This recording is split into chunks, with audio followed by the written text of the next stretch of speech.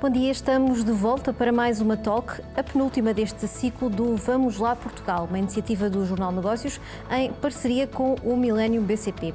Hoje vamos debater a inovação, mais um dos pilares do Plano de Recuperação e Resiliência, e vamos tentar perceber de que modo os fundos do PRR vão impactar este pilar a curto e médio prazo. Nesta Talk contamos, como habitualmente, com oradores institucionais, empresários e gestores de primeira linha.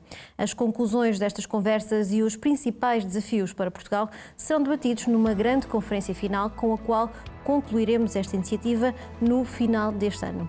Hoje temos connosco o Ministro Nelson Sousa, Ministro do Planeamento, a quem dou as boas-vindas e com quem vou conversar para abrir esta sessão sobre a inovação.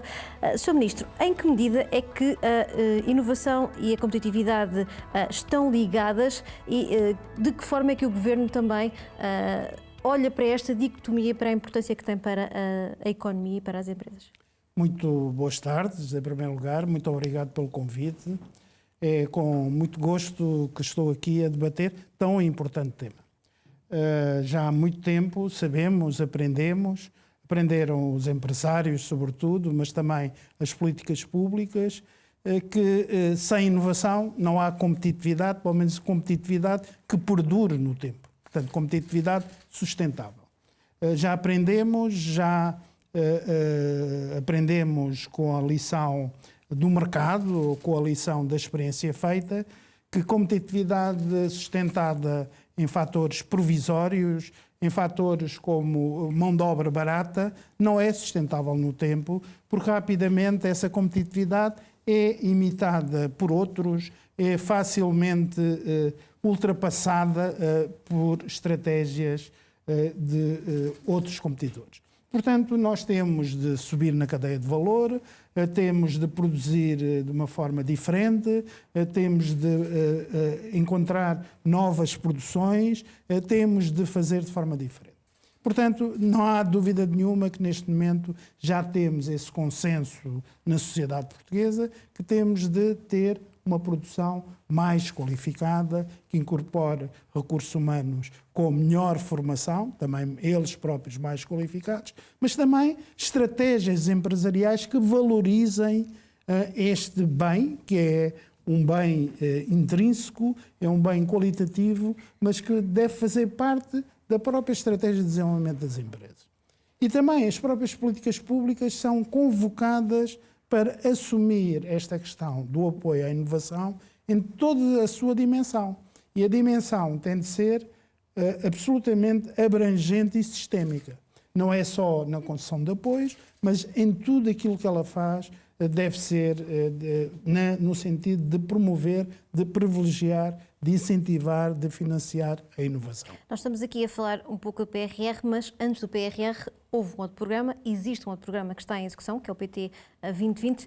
Ele foi um abrir de portas também para as questões relacionadas com a inovação? Pois, e de facto é assim, porque nós vimos fazendo um caminho, ao contrário do que se diz por aí, os fundos estruturais têm vindo a ser parceiro de um processo de modificação, de mudança de atitudes nos meios empresariais relativamente a esta questão da inovação, do valor da investigação e desenvolvimento, que eu passo a dar um exemplo muito significativo. Sabemos que é absolutamente vital que para a inovação, para o desenvolvimento de novas capacidades, é importante que se tenha acesso ao conhecimento. Esse conhecimento vem de diversas formas. Vem de formas mais formalizadas, através de processos de investigação e desenvolvimento, mas também vem de outras formas, das mais diversas, através de visitas, através de estudos, através de contactos com outras empresas, em redes de cooperação, portanto, vem de diversas formas. Mas, portanto, vem fundamentalmente através de processos de investigação e desenvolvimento. E aquilo que nós podemos dizer vem também, sobretudo, do estreitamento de relações com quem tem a missão específica e exclusiva de produzir esse conhecimento, ou seja, as nossas universidades, os nossos institutos politécnicos, os nossos centros de saber. Aquilo que eu posso dizer e dar um exemplo de como nós vimos caminhando no sentido de haver progressivamente uma maior aproximação entre as empresas e esses centros de saber. No PRIM, que é um programa do terceiro QCA, tanto que se desenvolveu entre 2000 e 2006, portanto já lá vão uns anos, portanto o peso dos projetos em copromoção, ou seja, onde existia um casamento entre as empresas e as universidades, representava qualquer coisa, não chegava aos 20%, representava qualquer coisa como 14%, 15% do total dos projetos de investigação e desenvolvimento. A maior parte deles eram submetidos individualmente ou por empresas ou individualmente pelas instituições de saber. Bom, esse comportamento, essa atitude, veio a ter uma evolução já no quadro do CREN, onde perto de 30 e tal por cento, portanto, dobrou o número de projetos que foram desenvolvidos em copromoção. Pois bem, no Portugal 2020, esta atitude de apresentar projetos em conjunto subiu exponencialmente. E neste momento, o Portugal 2020, dos perto de 1.000 milhões de euros que tem atribuídos a projetos de investigação e desenvolvimento, perto de 2/3, ou seja, mais de 600 milhões de euros, são atribuídos através de projetos em copromoção. Portanto, cá temos uma mudança de atitude que só faz ganhar uns e outros. Porquê? Porque faz ganhar as empresas, porque beneficiam de uma maior proximidade das fontes de conhecimento, mas também faz ganhar as próprias instituições que podem orientar os seus programas, os seus projetos, as suas atividades para questões de ordem mais prática, para a investigação mais aplicada e assim contribuir para o surgimento de bens e serviços que podem ser comercializados no mercado. Cá está, digamos, tanto um exemplo de evolução, afinal de contas, positiva, onde os fundos estruturais também têm um contributo e que têm dado de uma forma significativa. E agora com o PRR caminhamos também um pouco nesse sentido. Por exemplo, as varas que existem, quer para os pactos de inovação, quer para as agendas mobilizadoras, são também uma forma de envolvimento entre as várias empresas e as empresas e a sociedade, nomeadamente as universidades. É isso mesmo que eu queria complementar e que queria chegar precisamente ao PRR. O PRR, em vez de criar programas específicos de apoio direto às universidades, que, aliás, vão continuar a existir, de alguma forma, no Portugal 2030, portanto, dentro da linha tradicional de apoio direto às universidades, mas, sobretudo, aquilo que optou foi por criar mercado para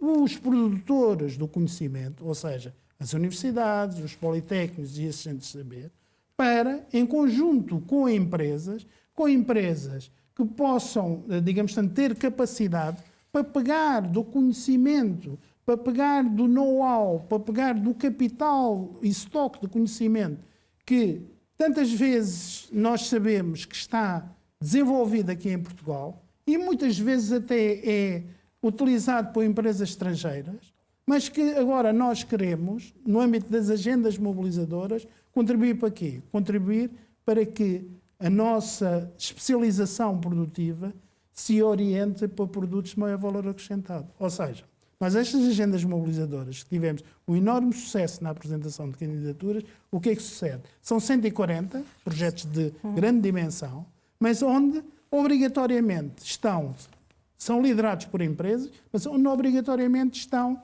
empresas do sistema, instituições do sistema científico e tecnológico. É possível ter uma radiografia a esse tipo aos projetos que foram apresentados?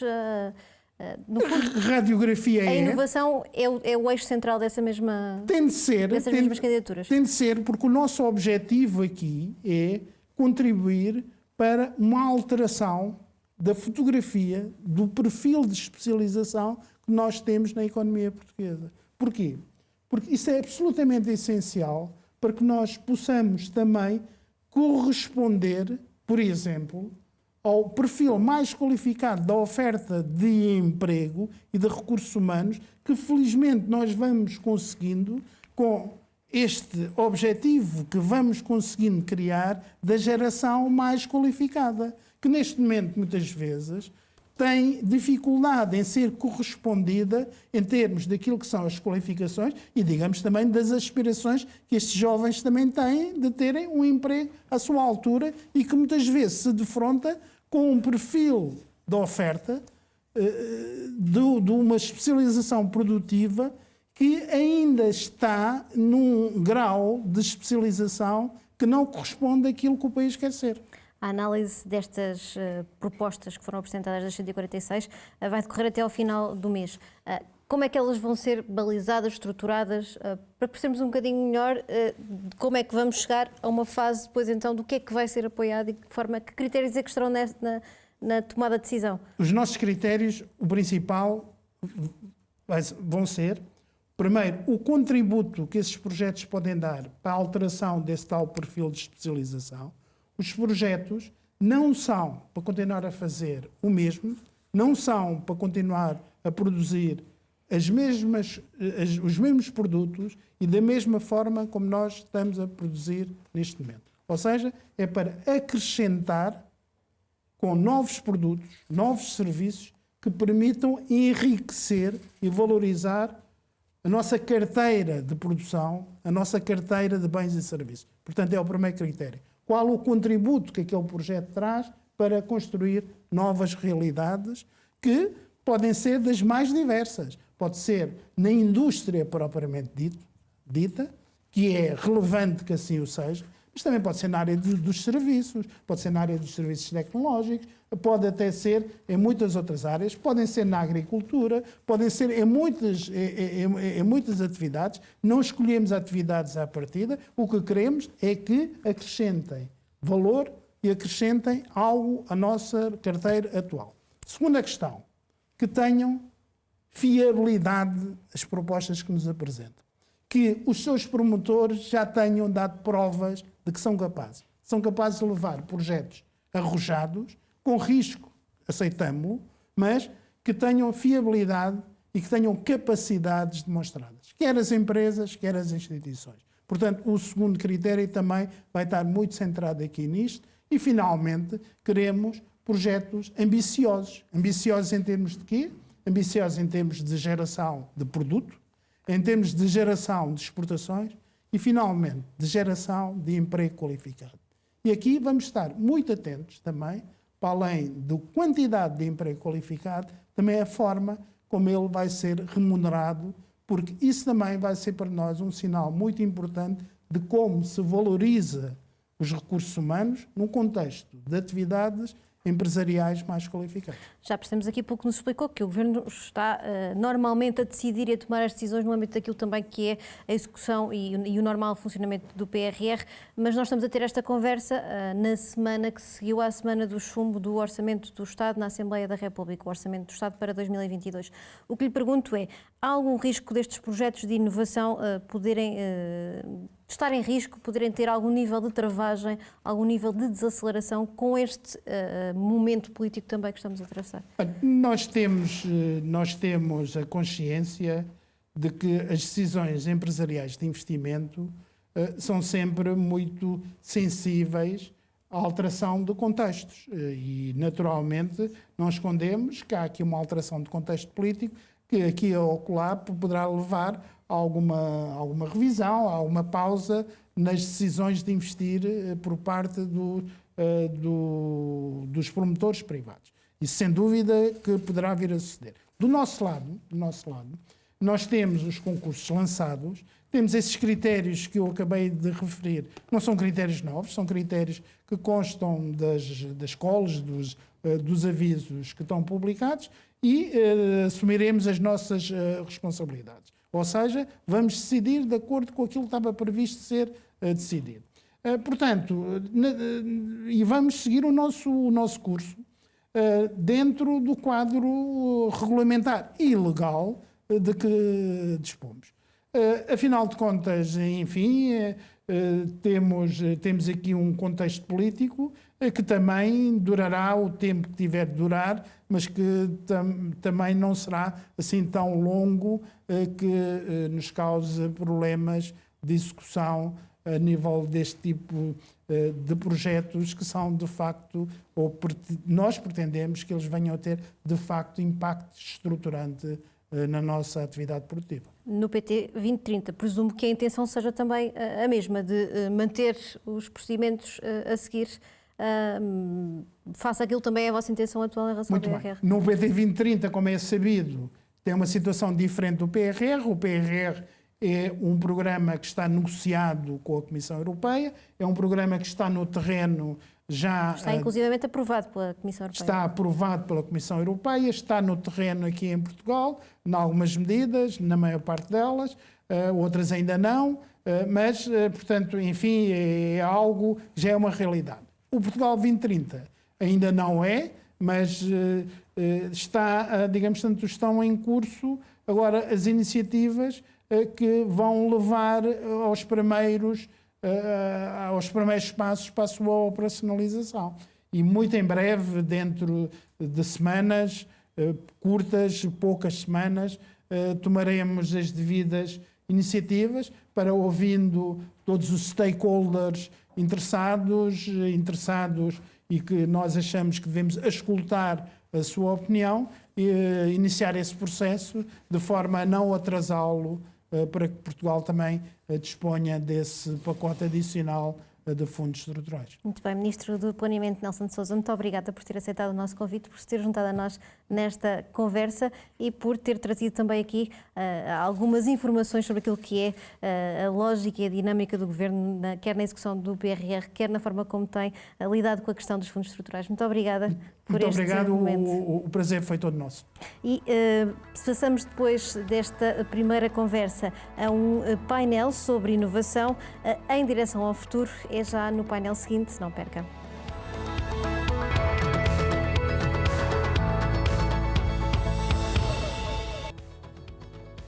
Passamos então, como dizia há pouco, ao painel Inovação em direção ao futuro e comigo em estúdio para esta conversa tenho Jorge Portugal, diretor-geral da Cotec Portugal. Bem-vindo ao estúdio e a este debate que vamos aqui realizar. Bernardo Patrão, diretor de inovação da Critical Software, muito bem-vindo também. E Maria José Campos, administradora executiva do Millennium BCP, muito bem-vinda a esta conversa. Obrigada aos três por se juntarem aqui a nós. Jorge, começava se calhar por si. O PRR tem como um dos eixos, um dos pilares centrais a questão da inovação. O que é que de facto se pode esperar nesta área de um plano que é tão ambicioso? Muito bem, muito obrigado. Obrigado pelo convite. Felicitar a Cofina, o Negócios e o Millennium BCP por esta iniciativa, que tem um título particularmente interpelativo e feliz. E também cumprimentar, digamos, os nossos colegas de painel, também representantes dos nossos associados também na Cotec e apoiantes desde sempre. Bom, o que é que podemos esperar? Eu diria que a primeira grande expectativa, obviamente, que possa efetivamente haver um aumento significativo daquilo que é a aposta no ID, na investigação e desenvolvimento do conhecimento e na tecnologia. E, portanto, conseguir efetivamente que mais e mais empresas têm sido nos últimos anos dado um grande impulso à inovação colaborativa, mas este é mais um impulso a que mais empresas, portanto, se aumenta a intensidade de colaboração entre as empresas, entre as empresas e as universidades, que são, na prática, os grandes fornecedores do conhecimento. Eu ia-lhe perguntar isso, se podia detalhar um bocadinho também, para quem não é familiarizado com estes conceitos, o que é, no fundo, a inovação colaborativa, de que o Ministro há pouco também já falou? É muito simples. A inovação colaborativa é resolver problemas em conjunto. As empresas, há muitos problemas em que uma empresa por si só não sabe resolver, portanto, do ponto de vista tecnológico, muitas vezes o principal desafio do problema é formular o problema e, portanto, saber qual é que é o problema de negócio e qual é que é, finalmente, a razão económica pela qual estamos a resolver esse problema de negócio. E depois o problema é que, hoje em dia, no negócio, esses problemas são problemas de complexidade elevada. Não só, muitas vezes, a empresa não sabe resolvê-los sozinha, tem que ir buscar parceiros e, muitas vezes, se precisam de parceiros, digamos, fortemente especializados, nomeadamente centros tecnológicos, universidades e afins. E, por isso, tem que encontrar uma espécie de um consórcio para resolver o problema. Primeiro, tem que identificar qual é o problema e depois esse consórcio vai, juntando múltiplas especializações, vai encontrar, digamos, um programa de trabalho e uma solução para esse problema. E por isso, nós entendemos que, de facto, este instrumento de recuperação e resiliência é também um instrumento em que vai permitir, eu diria, por um lado, aumentar efetivamente este nível de colaboração e o nível de intensidade, mas como nós sabemos, não basta apenas investir em novo conhecimento. É preciso torná-lo produtivo. E torná-lo produtivo significa levar, digamos, esses resultados do trabalho de investigação ao mercado. E eu diria que tudo começa no mercado. Portanto, nós temos que começar por problemas que têm valor no mercado, problemas que são complexos e que o mercado vai pagar por os resolver, e depois vamos à procura. Normalmente, eu diria que essa talvez seja também a grande expectativa que este instrumento de recuperação e resiliência traz. Porque programas anteriores, muitas vezes, davam-se grande ênfase à resolução do problema tecnológico, mas depois a parte de escalar a solução, produzir uma solução industrial e comercializá-la, ficava um bocadinho parajusante. E neste PRR, neste instrumento, há contemplação dos dois fatores. Porque, obviamente, só consigo valorizar economicamente os problemas se eu conseguir levá-los com sucesso ao mercado, da chamada comercialização. E, nesse aspecto, este programa traz as duas vertentes. E, portanto, traz, por um lado, e é importante, dizer que, primeiro, as empresas devem liderar. E devem liderar no sentido de são as empresas que trazem os problemas para resolver. As universidades ajudam, que fazem parte desses consórcios com outras empresas, e estamos a falar de consórcios, já estão anunciados consórcios bastante alargados.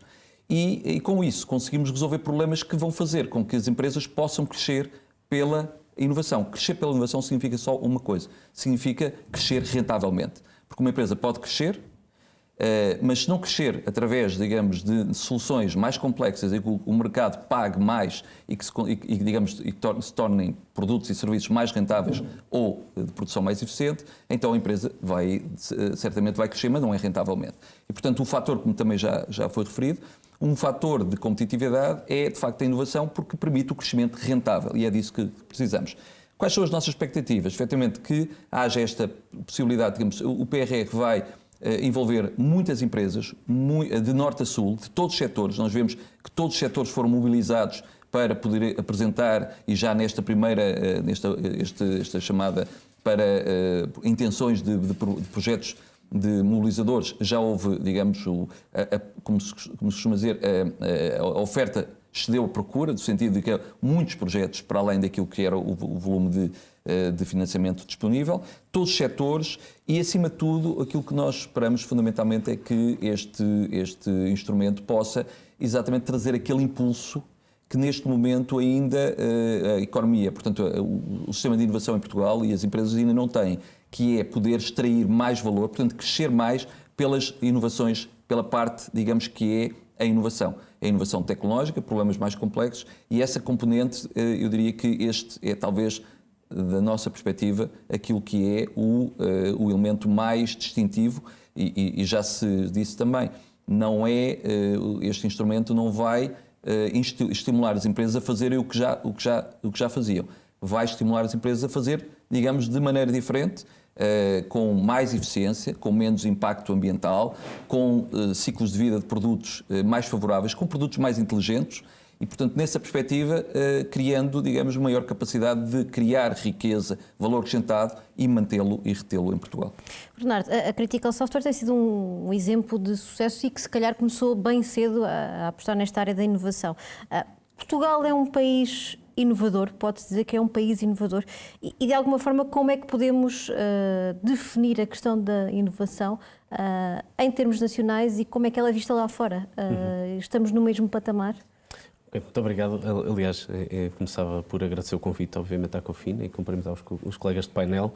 A Critical Software, efetivamente, está quase a celebrar um quarto de século, que é um marco para nós, e tem peças de engenharia espalhadas pelo mundo inteiro, pelos 5 continentes, pelo mar, pelo ar e pelo espaço, que é uma coisa que tanto nos orgulha como portugueses e a mim particularmente na Critical. E é curioso que a própria origem da Critical Software está muito ligada a esta inovação que falávamos agora, uma inovação em conjunto com a academia, com as áreas, com as instituições de ensino, e, portanto, nasce precisamente de uma tese de doutoramento inicial que tinha como propósito resolver um problema que a NASA tinha. Da ligação à academia e depois Exatamente. A solução. Portanto, aqui nascemos ao contrário, digamos assim.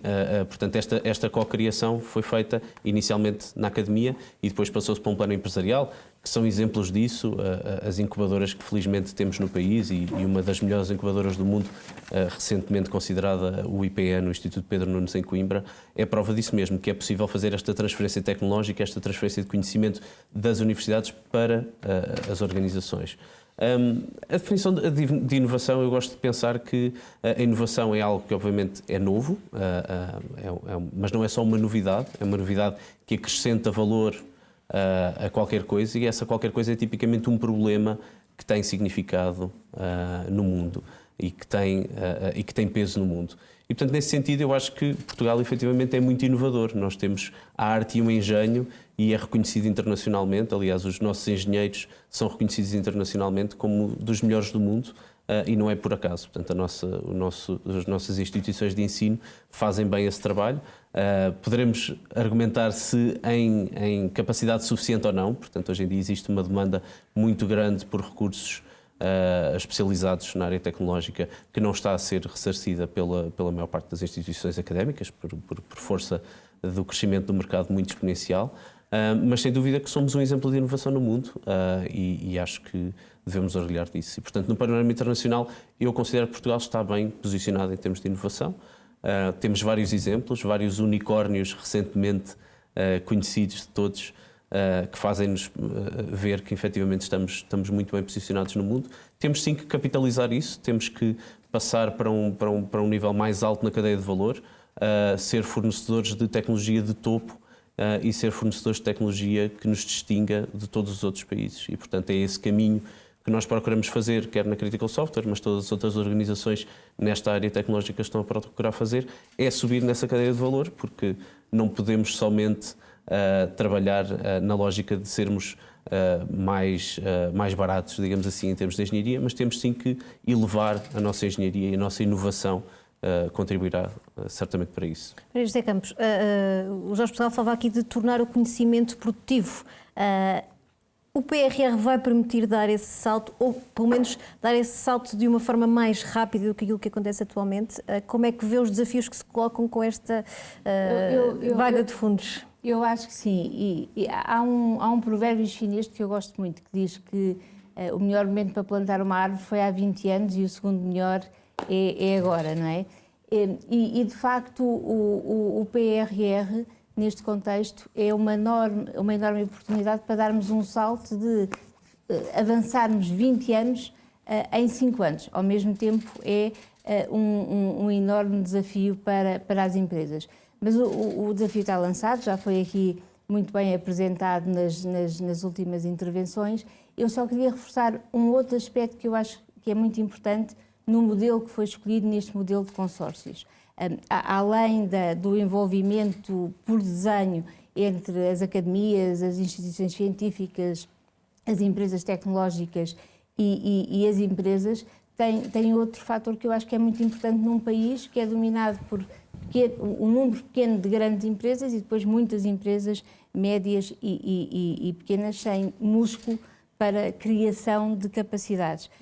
Por outro lado, há provavelmente falaremos disso, há neste momento um déficit de recursos especializados nestas áreas muito grandes que só vai ficar pior. E, portanto, ou nós criamos estas capacidades partilhadas que depois são utilizáveis pelas várias empresas, ao nível dos dados, da cibersegurança, da inteligência artificial, da robotização.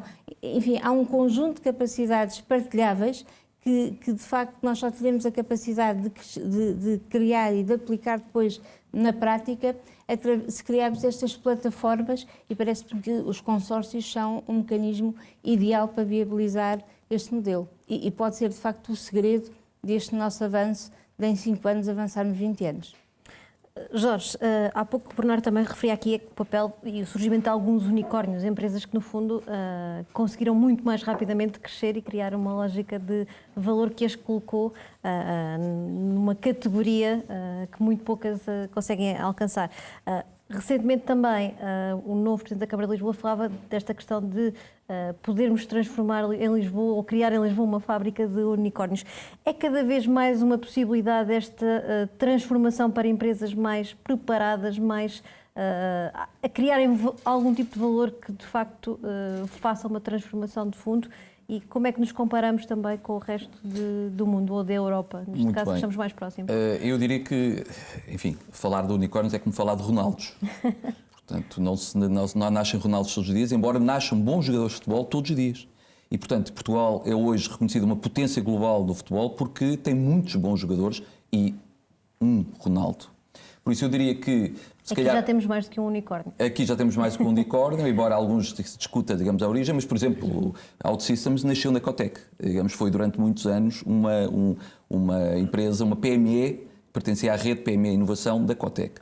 E por isso nós pensamos que é possível digamos, que Portugal se torne efetivamente de uma fábrica de boas empresas, poderão não chegar à valorização de uma OutSystems ou de uma Fitsai, portanto mais de 1.000 milhões de euros, mas poderão efetivamente crescer muito acima daquilo que é hoje, que é o problema de Portugal, que tem empresas com crescimento, digamos, anémico.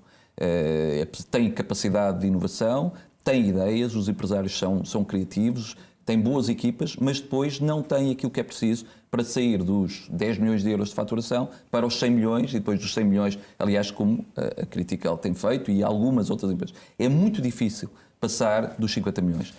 Nós chamamos a isso, já fizemos um estudo há uns anos e publicamos, é o síndrome de Peter Pan, que é querer ficar pequeno toda a vida. Com medo de arriscar e crescer mais. Porque também há muitos incentivos, até muito dos instrumentos públicos, para que fazem com que as empresas, digamos, digam, eu a partir dos 50 milhões já sou considerado 50 milhões ou 250 trabalhadores. O nível de exigência é outro. E desaparece uma grande parte dos incentivos. Vá lá que o PRR está também preparado para todas as dimensões das empresas, mas há claramente aqui um incentivo geral para que as empresas continuem a crescer. E que não fiquem, podem não chegar, digamos, ao nível dos unicórnios, mas que continuem a crescer porque precisamos, efetivamente, de empresas com produtividade, com níveis de produtividade, com eficiência dos balanços e de utilização de ativos que estejam para lá dos 10, dos 15, 20 milhões. É difícil porque, efetivamente, põe-nos um problema que não é um problema digamos, de talento, propriamente dito, não é? Porque as empresas têm o seu potencial mercado e afirmam-se, mas é um problema de gestão e de capacidade de fazer crescer as empresas de uma forma eficiente. E, obviamente, crescer também pela inovação. Porque, na prática, a pergunta que nós fazemos muitas vezes aos empresários é dizer qual é que é a percentagem dos produtos inovadores que vai vender nos próximos 3 anos e que foram criados nos últimos 3 anos. E muitos empresários não sabem responder a essa pergunta. Portanto, isto não está presente. Se eu perguntar provavelmente à Critical quais são a percentagem... O nosso índice de vitalidade. Que é o índice de vitalidade, portanto, que é, obviamente, e que são produtos que acrescem ao EBITDA, acrescem à rentabilidade média do portfólio, ali uns bons pontos percentuais relativamente a 60%, e, portanto, revitalizam a rentabilidade e aumentam o crescimento. Só para ter uma ideia, nós vemos, e aí, sim, de facto, digamos, temos que ter aqui, do ponto de vista até de instrumentos públicos, uma nova, e há uma expectativa que, efetivamente, que este instrumento de recuperação e resiliência e o próximo programa de coesão, o próximo fundo de coesão, possa trazer aqui uma diferença, porque se compararmos com Portugal, Espanha e Itália, enquanto se fizermos o rácio entre investigação e desenvolvimento, o que a despesa FEDER, patrocinado, portanto, financiada pelo FEDER, de investigação e desenvolvimento, e aquilo que são as receitas de produtos inovadores, Portugal tem mais ou menos 1 para 1, portanto, 1 euro para cada euro de receitas. A Itália tem 1 para 7 e a Espanha tem 1 para 5. Falta um efeito multiplicador maior. Falta o tal efeito que já falámos, que é transformar. E aqui tem muito a ver com uma questão, e aí cá está o PRR, e digamos também deve haver um incentivo para isso, é não desenvolver soluções para o qual ainda não existe problemas de mercado, mas o contrário, é arranjar soluções para problemas que existem no mercado e problemas que efetivamente as empresas têm. E isto é uma mudança de orientação das próprias empresas, para as quais, como é que nós comparamos? É evidente que, já dissemos, estão a aparecer unicórnios, estão a aparecer as empresas que colaboram cada vez mais, mas eu diria que este é, digamos, o grande salto que temos que dar relativamente a outros países em termos de competitividade e podemos usar, efetivamente, a inovação como um instrumento, efetivamente, de produtividade. O Bernardo falava aqui do vosso índice de vitalidade. É também um bocadinho a prova de que foi uma empresa que cresceu logo com uma lógica de pensamento e de futuro diferente, se calhar, de algumas outras empresas. Sim. A forma como somos ensinados, educados, como somos preparados nas universidades propicia lá está, esta busca de algum risco de procurar a inovação, de alguns momentos também se calhar falhar e aprender como lidar com falhanços que não são mais do que passos naturais neste processo de inovar? É uma excelente questão e é algo com que nos debatemos no dia-a-dia, que desde pequeninos o nosso sistema educativo está muito a incutir-nos o medo de falhar. Portanto, eu não sei se ainda acontece, mas eu lembro, por exemplo, nos exames nacionais, quando havia escolhas múltiplas, se a pessoa falhasse, até eram retirados pontos, eram descontados pontos. Portanto, o medo de falhar está muito incutido na nossa forma de ensinar. E se nós repararmos, o nosso método de ensino, estruturalmente, não muda há mais de 30 anos, ou se calhar mais. E, portanto, continuamos a ensinar muito da mesma forma, incutir este medo de falhar, e depois, no fundo, acaba por ser responsabilidade das organizações que vão receber estas pessoas, quer as instituições académicas, quer as empresas, de abrir os horizontes às pessoas e de tentar arranjar criar este contexto onde as pessoas podem falhar livremente. Se calhar o ensino superior é ainda mais castigado por essa lógica secular. Exatamente, sem dúvida. E, portanto, nós na Critical, por exemplo, criámos o nosso laboratório de inovação, que tem como principal objetivo as pessoas poderem experimentar sem a pressão de um projeto comercial. Portanto, imaginemos que eu quero fazer um projeto qualquer para um interesse meu, não está ligado a nada que é comercial ou potencialmente comercial, claro que depois pode acontecer que assim seja, e o que nós fazemos é dar as condições todas aos trabalhadores da Critical para poderem experimentar, então fazer o seu próprio projeto, muito na base do faça você mesmo, que as pessoas tentam aprender uma coisa nova e fazer uma coisa nova, e temos projetos, eu costumo dar este exemplo, tão diferentes como um alimentador automático para gatos, para uma pessoa que tinha animais em casa e que quis fazer uma coisa diferente, ou um balão atmosférico que subiu a mais de 30 km e foi recuperado depois com sucesso. E, portanto, é este contexto que neste momento tem que ser dado pelas organizações, pelas empresas, muitas vezes aos trabalhadores, para também permitir que nós tenhamos ideias novas, que possamos experimentar e possamos ter mais esta capacidade de risco. Porque hoje em dia nós vemos, e obviamente aqui com o Web Summit em Lisboa, que há muitas startups, há muitas pequenas e médias empresas, temos aquele síndrome do Peter Pan que já foi falado e é verdade, portanto há um conjunto de benefícios que vão desaparecendo e portanto há muito risco, há muita gente que é aversa no fundo crescer demasiado, porque está demasiado confortável e tem muito apoio, mas a verdade é que, digamos assim, eu não quero dizer isto de maneira que seja mal interpretado, mas não há falta de dinheiro para investir. E disso é prova que só este ano, até outubro, portanto foram feitas agora as contas com o início da Web Summit, já foram investidas em startups portuguesas 600 milhões de euros em startups portuguesas e ainda há em fundos disponíveis o igual número. Portanto, aliás, enganamos, são 800 milhões neste ano, até outubro, e nós a meio do ano já tinha havido mais investimento em startups portuguesas do que no ano completo de 2018. Portanto, não há falta de investimento, não há falta de vontade, existe sim uma mudança que temos que fazer, eu penso, na nossa forma de ensinar, para incutir desde novos esta capacidade de ter risco e de experimentar coisas novas, que muitas vezes é difícil, é uma barreira difícil de quebrar. E este índice de vitalidade que falava há pouco é muito mais, à partida, pelo aquilo que percebi, do que um plano estratégico em si. Sim, é o olhar índice mais de além. vitalidade, no fundo, permite-nos medir a posteriori, ou seja, à data de hoje, quanto do nosso negócio foi potenciado por inovações passadas, por projetos de investigação e desenvolvimento passados, que fizemos não só com, temos algum orçamento interno para fazer projetos internos, mas também muito deles com programas de cofinanciamento, com instituições académicas, e portanto permite-nos medir quanto daquilo que nós fazemos e que vendemos no dia-a-dia hoje provém desse investimento passado. Portanto, é a única forma que nós temos de fazer estas contas é sempre olhando para o passado, ver quais os projetos de investigação e desenvolvimento que fizemos e o efeito que ele está a ter hoje em dia. Portanto, é uma forma também de medirem o trabalho por outro indicador que... Exatamente, e medir o efeito que a inovação, neste caso quase forçada por termos um conjunto de iniciativas, de projetos de investigação e desenvolvimento, como é que essa inovação se materializa após determinado número de anos. José Campos, porquê é que existe este receio tão grande das empresas que são médias crescerem e darem o passo seguinte? Falámos aqui da questão dos apoios. Há aqui uma tendência para não dar um passo maior que a perna e saber que existe sempre uma tábua de salvação que possa de alguma forma ajudar as empresas quando não querem passar certos limites de risco? Bem, eu acho que a aversão ao risco até é um tema mais cultural, não tem só a ver com a escola, é um tema mais cultural e, de facto, absolutamente fundamental para as empresas inovarem e apostarem. Quando há bocadinho falávamos das startups, quer dizer, nós também não nos podemos esquecer que temos um mercado que é muito pequeno, não é? E, portanto, muitas das empresas e muitos dos unicórnios que nós temos decidiram começar até por uma expansão nos Estados Unidos. Sabemos que o mercado na Europa, apesar das políticas todas na direção correta que têm sido tomadas mais recentemente, continua a ter alguma fragmentação e, portanto, na verdade, há quem diga que Portugal está para aí 10 anos atrás daquilo que são os países mais avançados na Europa em termos de startups. Agora, eu acho que, quer dizer, nem tudo são startups, muitos são empresas, e eu acho que há muitos outros fatores do que esta aversão ao risco para a capacidade de inovação. Um dos temas mais importantes e que é um desafio para muitas empresas, é um desafio na banca, por exemplo, é a capacidade de facto repensar e olhar muitas vezes de fora para dentro e trazer uma perspectiva que é uma perspectiva do cliente para aquilo que são os novos produtos, as novas jornadas, os novos serviços que se desenvolvem.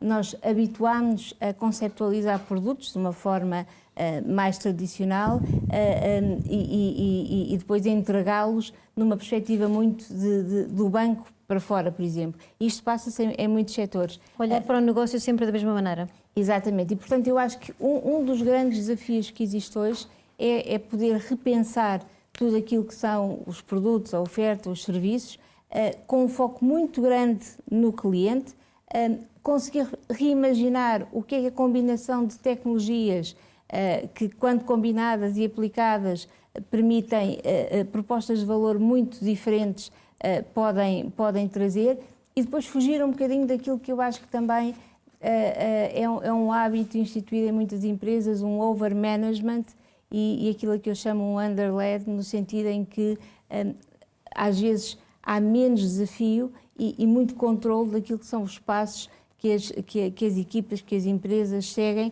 para o desenho das propostas de valor. Por exemplo, o Bernardo estava a falar nesse espaço que é dado aos colaboradores da Critical para desenharem novas propostas de valor. Nós também temos hoje em dia um modelo de mini startups dentro do próprio banco a desenhar aquilo que são as novas propostas de valor, as novas experiências para os clientes, e em que dentro de um conjunto de princípios bem definidos e com um foco muito grande, de facto, no desafio, no porquê que não, até porque nós depois ainda temos o desafio da regulação, conseguimos, de facto, avançar muito mais depressa com a inovação e trazer esta colaboração de forma mais imersiva a várias das áreas do banco. Jorge, como é que inovação e digital vão estar ligados nesta fase determinante e haverá naturalmente desafios que se colocam aos trabalhadores? Há pouco a Maria José falava aqui da questão de nem todos estarão preparados imediatamente para a transformação que se exige às empresas. Como é que se faz este caminho e que desafios é que se colocam também ao nível dos recursos humanos com uma mudança mais rápida do que aquilo que era o curso normal da evolução das empresas? Não, certamente o que estamos a assistir no mercado é de facto uma aceleração muito grande.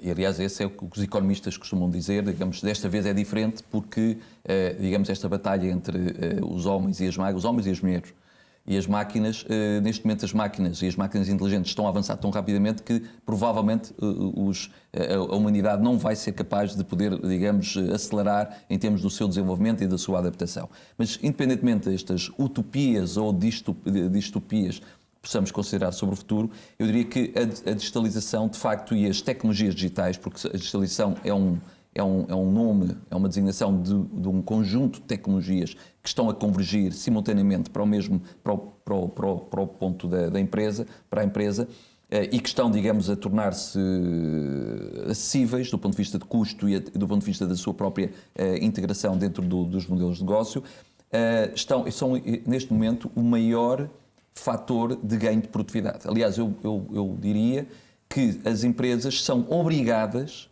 a adotar tecnologias digitais desde a automação, desde a simulação, portanto, computação de alta performance, as plataformas, porque se não adotarem vão ficar irremediavelmente para trás. Portanto, aquelas empresas que não têm no seu plano de investimento a integração de um conjunto de tecnologias digitais, e aqui vemos que, efetivamente, cada empresa tem a sua própria estratégia, tem o seu próprio, digamos, o seu próprio caminho, o seu próprio, digamos, o seu próprio roadmap, a sua própria forma em que área do modelo de negócio é mais prioritário investir e aplicar tecnologia.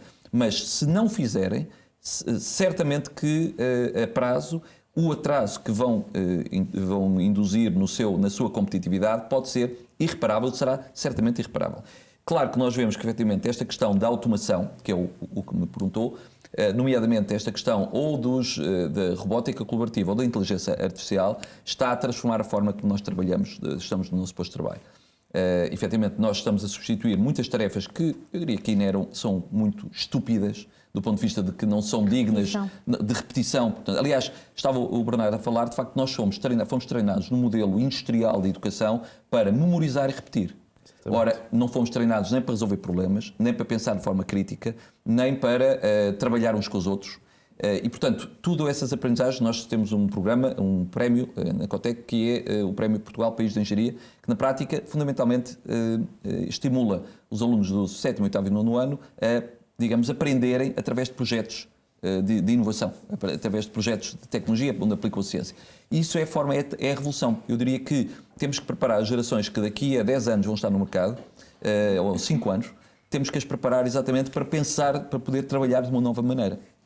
Trabalhar de uma forma onde o que é importante vai ser olhar para qualquer tipo de problema, onde quer, qualquer esfera da empresa, e pensar como é que eu posso fazer diferente, como é que eu posso fazer melhor, já agora que recurso é que eu preciso, que tipo de conhecimento é que eu preciso, como é que eu posso, digamos, trabalhar de uma forma diferente. E isto tem que estar, a inovação não pode estar presa, prisioneira no Departamento de Inovação, certamente na Critical ou no BCP, a inovação está em todo o lado, está no chão de fábrica, está no balcão, está no Departamento nas áreas administrativas, está no procurement, está na área comercial ou na área do marketing.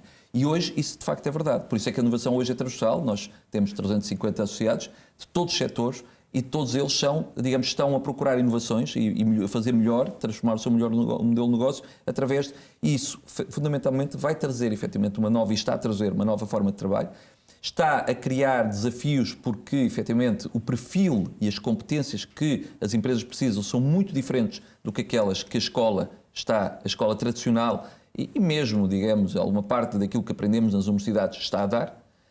E, portanto, há aqui um mismatch, há aqui uma lacuna, um desalinhamento entre aquilo que nós precisamos nas empresas e aquilo que as escolas estão a dar. Como é que vamos resolvendo isso? Bom, há claramente uma necessidade de um muito maior diálogo e também inovação na área da educação, exatamente para podermos trazer, não só, porque hoje nós costumamos dizer também que o posto de trabalho está-se a aproximar da sala de aula e a sala de aula está-se a aproximar do posto de trabalho. Porque cada vez mais os ciclos de formação, aprendizagem e treino são contínuos. Quando se falava daquela história da aprendizagem ao longo da vida, isso é mesmo verdade. Só que os ciclos cada vez são mais curtos. As pessoas vão precisar de buscar uma nova competência se calhar cada ano, ou 2 em 2 anos, ou 3 em 3 anos. E tem que o fazer em esfera de posto, em sede de posto de trabalho. E muitas vezes, digamos, o momento de formação e o momento de desempenho profissional não se distinguem, está ao mesmo tempo. E, portanto, é preciso novos modelos, também as empresas têm que procurar novas estratégias para formar, para treinar os seus trabalhadores. A ligação com as universidades vai ser importante. Nós estamos a ver, de facto, as plataformas digitais de formação são uma fonte muito grande de aprendizagem e de upskilling das pessoas. Portanto, as pessoas vão buscar as coisas às plataformas digitais e, por isso, nós vemos, de facto, com otimismo. Agora, exige uma nova forma de olhar para aquilo que são as competências críticas que vamos precisar nas empresas, que, repito, ainda continua a haver um grande desalinhamento entre... Nós vemos, mas vemos com esperança, que, de facto, também a escola portuguesa e o nosso sistema de ensino, que tem produzido cada vez profissionais com melhor qualidade, e por isso é que eles digamos, os empregadores internacionais vêm a Portugal recrutar, temos ainda que dar um salto maior, porque não basta apenas só trabalharmos com aqueles que são da linha da frente. Nós precisamos, digamos, não desperdiçar nenhum português que estuda em escolas portuguesas. Nós ainda temos cerca de 10% de dropout rate no ensino secundário, portanto, gente que não acaba o 9º ano, e temos metade dos trabalhadores que não acabaram o 12º ano. Portanto, temos aqui uma grande necessidade de reskilling, e isso é um grande desafio para Portugal, aliás, maior provavelmente que noutros países. Temos vindo a melhorar muito nos últimos 20 anos, mas esse é, digamos, o grande esforço. E as empresas têm aqui também uma palavra a dizer, não são só as políticas públicas, as empresas têm aqui também uma palavra a dizer, para não se depois queixarem que não há recursos. Não é? Portanto, sem dúvida. Tem que fazer parte também da solução. Mesmo com quase 25 anos, a própria Critical tem necessidade deste reformular e de reenquadrar e de manter os trabalhadores num patamar permanentemente atualizado, até porque é uma área onde se está sempre a avançar, se está sempre a dar mais um passo.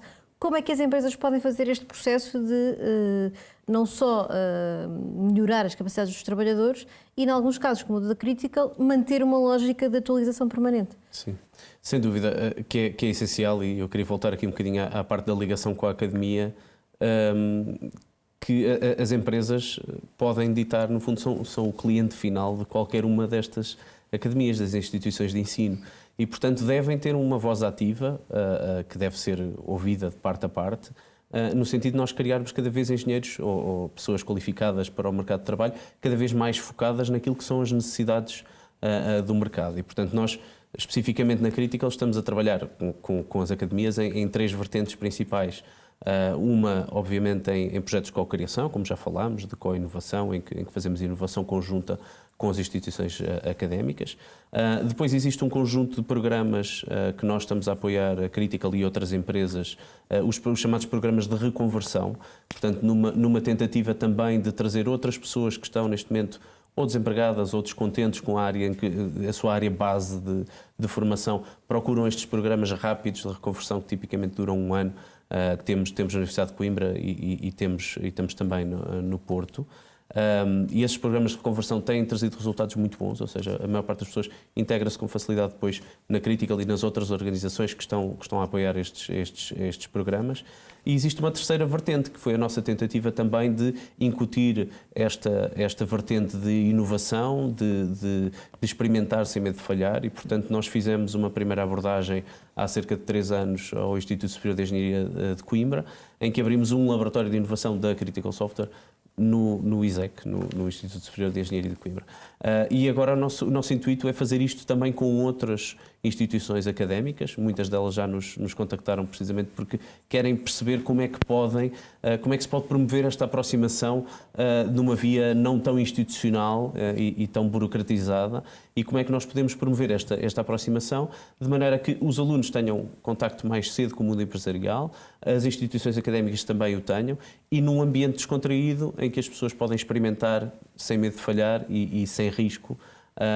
E, portanto, esta é a procura que nós fazemos com a ligação à academia.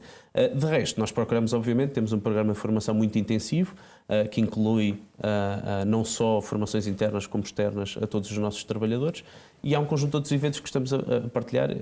Nós este ano reativámos um evento que temos interno, que é a nossa própria Web Summit pequenina, digamos assim, em que fazemos precisamente, o nosso objetivo é alargar horizontes, porque sendo uma empresa neste momento já de mais de 1000 trabalhadores, é difícil todos os trabalhadores perceberem exatamente todas as áreas de negócio em que a Critical trabalha, porque a Critical, feliz ou infelizmente, está em quase tudo aquilo que fazemos, desde uma transferência bancária, ou se usarmos um comboio, se andarmos de avião, alguma parte disso é contributo da Critical Software, e, portanto, são áreas tão distintas que o nosso objetivo é trazer as pessoas todas para conhecerem estas áreas e formarem-se cada vez mais em áreas muito distintas. E eu queria aqui só dar uma nota que concordo precisamente com isso, com esta aprendizagem contínua, que é isso em que nós apostamos, e se calhar de ano a ano ou de 2 em 2 anos, efetivamente as pessoas vão ter que começar a aprender novas capacidades, novas competências, embora eu seja ainda apologista da velha escola, que há bases de engenharia, no nosso caso da engenharia, que são base para tudo, não é? E, portanto, tudo nasce daí, essas bases são muito importantes, e nós aí, mais uma vez, fazemos um bom trabalho é ensinar os nossos engenheiros a fazê-las, mas depois é preciso construir por cima disso, por cima dessas bases, e sim, essas são peças que estão sempre a mover e que nós temos que sempre procurar acompanhar. José, faltam mais centros de investigação e desenvolvimento também para criar soluções para as empresas? Ou deve partir das empresas esta lógica de ir ao encontro das universidades para... Bem, nós temos um problema de curto prazo e um problema de médio e longo prazo. A curto prazo, eu acho que as empresas, de facto, têm que investir nesta reconversão de talento e a forma de o fazer é criar estas equipas mistas que têm novas competências, com competências que já existiam, pessoas que conheciam muito bem os processos de negócio e que são desafiadas a desenvolverem estas novas competências. Por outro lado, e eu insisto muito nesse ponto, a tal reutilização de plataformas que possam ser partilhadas por várias empresas, porque claramente não vai haver, já não há e não vai haver capacidade para estar a multiplicar o mesmo tipo de capacidades e depois a implementá-las nas várias empresas. Eu só gostava de voltar aqui também um bocadinho, e já vou ao tema do mais longo prazo, mas eu gostava de voltar aqui a um tema que eu acho que é importante e não tive a oportunidade há bocado de referir. Eu, como sabe, vivi 25 anos fora de Portugal e estou cá há muito pouco tempo. E uma das características que este meu ponto de observação me permitiu confirmar é que, de facto, nós somos pessoas bastante criativas e com muita agilidade, independentemente até da idade, não é? É verdade que podemos ter tido uma educação mais rígida, mas eu acho que estas características estão muito na nossa cultura. Tanto quando vamos lá para fora, geralmente somos um grande sucesso. Porquê? Porque é aquilo que muitas vezes falta cá em Portugal, que é foco, a capacidade de fazer escolhas, e é então importante escolher aquilo que vamos fazer como que não vamos fazer, e processo. E portanto, eu acho que o que nós precisamos muito neste momento, precisamos que o PRR dinamize estas duas componentes, que as empresas tornem o foco e de facto, o processo como grandes prioridades e desta forma podemos resolver o problema de curto prazo. A mais longo prazo, de facto, acho que temos que ter maior capacidade de output nas nossas academias. Eu continuo a achar, enfim, muito estranho face ao déficit que temos, que haja médias de entrada nas grandes universidades de tecnologia de 19, 18, etc. Nós não precisamos disso. Precisamos de pessoas, de facto, com bons engenheiros formados pelas nossas grandes universidades, mas precisamos de um número muitíssimo maior. Precisamos trabalhar muito também nos segmentos mais novos, nos jovens, nas raparigas. Eu tenho um curso de engenharia, quando tirei o meu curso eram 80 rapazes, 2 raparigas e, pelos vistos, a coisa não mudou muito. Há trabalho a fazer e, portanto, acho que tem, de facto, que haver aqui um investimento e uma proximidade muito maior entre as academias e as empresas. No R&D há sempre 2 componentes. Esta componente mais upstream, que explora aquilo que são, enfim, as grandes ideias, as tecnologias emergentes que vão ter uma aplicabilidade a médio prazo, nos próximos 5, 10 anos, são muito importantes. Acho que vão, de facto, a cobrir necessidades de algumas das empresas que nós temos, mas a verdade é que eu acho que nós já estamos a viver um tempo emprestado. E a curto, médio prazo, o que nós precisamos é da inovação com foco e com pragmatismo. É a capacidade e a inovação pode ser combinar tecnologias que já estão completamente conhecidas e maduras, mas de uma forma inovadora e aplicada àquilo que é um produto diferenciado ou uma qualidade de serviço diferenciada e consistente que as empresas vão conseguir lançar. Portanto, eu acho que de facto, é muito importante esse mais médio e longo prazo. São vertentes que temos de trabalhar hoje para ter resultados daqui a 5, 10 anos, mas há uma necessidade imediata que passa pela qualificação, mas passa muito também, de facto, pelo foco e pela partilha de capacidades reutilizáveis.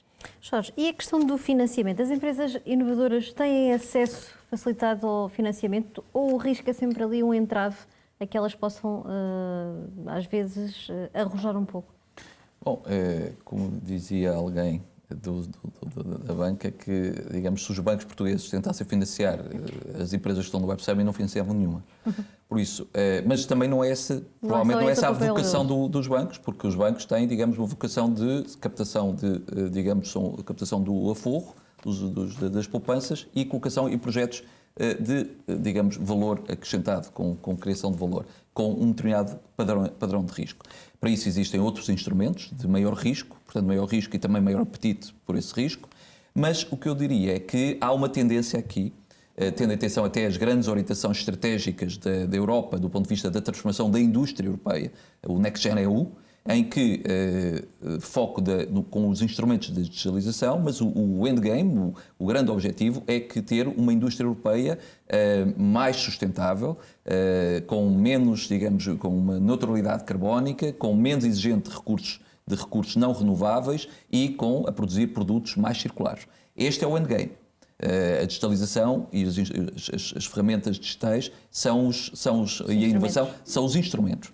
Por isso, a banca vai ter de ser chamada inevitavelmente, não apenas só os capitais de risco e os investidores de grande apetite para o risco, mas grande apetite e grande capacidade também para sustentar esse risco, com o seu modelo de negócio e de financiamento, mas a banca vai ser também chamada e está neste momento a ser, digamos, a ser chamada. Por isso, nessa perspectiva, eu diria que a banca, e em particular, portanto, a banca portuguesa, vai ter que conseguir dominar, como domina hoje, o financiamento dos ativos tangíveis, terrenos, edifícios, aquilo que é o botão, etc., máquinas, vai ter que também saber dominar quando há uma empresa, como já se foi dita, por exemplo, como a Critical, em que uma parte importante das suas vendas é influenciada, de rentabilidade, é influenciada pela inovação, pelo ID que foi feito nos últimos 5 anos, vai ter que ser capaz de avaliar exatamente quando tira a fotografia, tal como tira hoje a uma empresa, digamos, que tem ativos físicos, e diz, digamos, e que pode avaliar que ela financeiramente é financeiramente estável e tem baixo risco, também deve ser capaz e vai ter que ser capaz de avaliar, digamos, esses ativos intangíveis e saber que esses ativos intangíveis vão ter a capacidade de produtividade suficiente para poder multiplicar, digamos, as vendas, mas multiplicar de uma forma rentável. Ora, essa competência nós entendemos que não existe na maior parte da banca, e não é só em Portugal, eu diria na banca europeia. Por isso, é uma competência, uma nova competência que a banca vai ter que interiorizar e, portanto, vai ter que olhar, e as empresas também vão ter que mapear a sua capacidade de gerarem ativos intangíveis através da inovação e de valorizar e depois projetar, obviamente, os cash flows futuros, a criação de valor no futuro, a partir, digamos, desses ativos. E isso é um terreno novo. É um terreno novo para as empresas, é um terreno novo para os financiadores, mas eu diria que é um terreno que é incontornável para podermos apostar em financiar uma economia produtiva. Só dou um número. Na Europa, a Irlanda e a Suécia são países onde o investimento em ativos intangíveis já ultrapassou o investimento em ativos tangíveis. Portugal, Espanha e Itália, são 3 países que nós acompanhamos, estão, digamos, na média, mas claramente, mais do que poder olhar para, como os economistas gostam de olhar, para o número de pessoas a trabalhar ou para digamos, o resíduo solo ou termos de inovação, temos que olhar fundamentalmente para aquilo que são o investimento como indicador, digamos, de produtividade futura e de criação de riqueza futura e dos salários também. Vai ser fundamentalmente aquilo que é o investimento em ativos intangíveis. E isso é preciso dominar, digamos, dominar não só a abordagem à inovação, como é possível também, da parte do financiamento, compreender exatamente o que é uma empresa inovadora. E é nisso que na Cotec nós treinamos todos os dias, já agora só aqui um minuto, e construímos instrumentos para que a empresa, independentemente da sua dimensão, possa efetivamente ter uma abordagem estruturada, controlando com risco e com output, com desfecho previsível do ponto de vista de output comercializável e valorizável do ponto de vista económico. Por isso é que lançámos com a banca toda aquilo que chamamos o Inovador Acotec, que na prática é já um primeiro sinal, uma primeira iniciativa de valorizar aquelas empresas efetivamente que estão a usar a inovação e transformar a inovação em valor.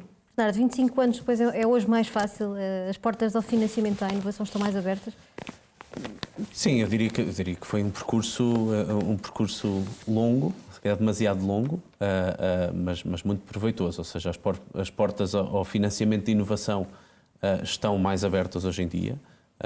E obviamente o PRR tem um papel muito importante nesse caso. Os riscos continuam a ser mais ou menos os mesmos. Os riscos deste tipo de programas de incentivos é a excessiva burocratização que muitas vezes é incutida neste tipo de acesso a este tipo de recursos. E depois, muitas vezes, o facto de não se impelir que estas soluções vão efetivamente para o mercado e que respondam a uma necessidade no mercado. Esta foi, efetivamente, uma alteração fundamental no PRR versus os outros programas de incentivos que conhecíamos e portanto, eu sinto que se está a ser feito um passo na direção certa, mas ainda não temos os resultados dela. Portanto, aguardamos pacientemente. Eu estou esperançoso que tenha efetivamente os resultados, porque lá está, a inovação tem que ser cada vez mais algo que possa ser produtizável, que possa ser aplicável ao mercado e que traga resultados e que seja, portanto, um acrescente de valor àquilo que é a organização. Exatamente. Só assim é a inovação. Exatamente. Maria José, o papel da banca também aqui, como meio de aposta na inovação, é um work in progress, como dizia aqui há pouco o Jorge, é um desafio também este equilíbrio entre o risco e o financiamento à inovação? Claro, isso, eu também acho que é um work in progress. Agora, relativamente ao PRR concretamente, o Millennium BCP, tal como as empresas fizeram o seu trabalho na preparação dos projetos que se meteram no âmbito deste concurso e destes consórcios, o Millennium BCP também já tem uma equipa dedicada, muito especializada. Aliás, nós somos muito especializados no financiamento com fundos europeus e, aliás, já trabalhámos também nas operativas, isto é uma parte que até está mais ligada à minha função do banco, para garantir que temos operativas o menos burocráticas possíveis, o mais ágeis, mais adaptadas aos clientes e que possam responder com maior rapidez e tenho a certeza que vamos ser novamente parceiros dos nossos clientes e das empresas neste desafio e tornar a execução do PRR até 2026 um sucesso, tanto no financiamento dos adiantamentos dos fundos neste contexto, como depois no financiamento a médio e longo prazo, naturalmente de acordo com a análise de risco dos projetos e das propostas. Muito bem, e já nos alongamos aqui muito na conversa, eu vou só para uma última pergunta final e pedia-vos que fossem curtos, ainda que o tema seja se calhar um dos mais difíceis também aqui em cima da mesa. A questão que falávamos há pouco com o Ministro do Planeamento de um momento para o outro surgir também uma crise política. Há aqui algum risco de, se o processo for muito prolongado, o próprio aposta na inovação poder estar comprometida? Nós temos visto ao longo das últimas décadas que os empresários líderes, efetivamente, que acreditam e colocam a inovação como um instrumento principal de competitividade, que obviamente é isso que estamos a falar, que têm, digamos, sido relativamente imunes aos ciclos políticos. E é assim que tem que ser. Obviamente sabemos que os ciclos políticos, de alguma forma, condicionam algumas coisas e em alguns casos atrasam e adiam, mas eu diria que temos muitas empresas que têm planos de investimento plurianuais e, portanto, independentemente é evidente que se nós tivermos orçamento de Estado e regulação previsível, isso para um empresário é a melhor música que ele pode ouvir, não é? Previsibilidade e condições, digamos, estáveis, quer a nível, digamos, do contexto legislativo, quer em termos fiscais, são muito amigas para o investimento e são, digamos, potenciadoras de atração de mais ainda e mais investimento. Agora, nós vemos efetivamente que os empresários chegaram a uma conclusão de que têm que efetivamente apostar na inovação, porque senão pode ser tarde demais. E essa é talvez a mensagem mais importante que possamos deixar. Há aqui muitas empresas que, por força de adiarem os seus investimentos em termos de adoção tecnológica, de mudança, de transformação do seu modelo de negócio, de pensar o que é que o negócio será no futuro, podem ter ficado irremediavelmente para trás e ainda não sabem disso. Muito bem, Bernardo, este ciclo e esta mudança repentina pode atrasar ou não? Há algum risco para a inovação? Eu acho que não deve, ou seja, acho que é imperativo que as organizações continuem a apostar na inovação. O PRR é um instrumento, existem muitos outros instrumentos, como eu disse, há muito investimento no mercado disponível neste momento e os bancos já começam também, as instituições financeiras, a perceber o potencial deste tipo de inovação, especialmente na área tecnológica, portanto eu falo mais da área tecnológica certamente, e portanto eu acho que independentemente deste instrumento especificamente estar disponível ou ser outro instrumento, eu acho que não se pode parar a inovação e acho que ninguém, especialmente na área tecnológica, vai correr esse risco neste momento. Maria José, é aqui um ciclo que se interrompe, ou há aqui uma pausa, mas isso não vai ser determinante, na sua opinião? Bem, eu acho que, aliás, historicamente, nós sabemos que geralmente as crises fazem nascer muitas empresas que de facto mantêm esse foco na inovação e têm ganhos depois desproporcionais. Acho que isto é uma lição para todos os empresários. Espero que isto seja, enfim, um momento não muito prolongado e que mantenha o apetite de investimento, como foi dito, é absolutamente fundamental.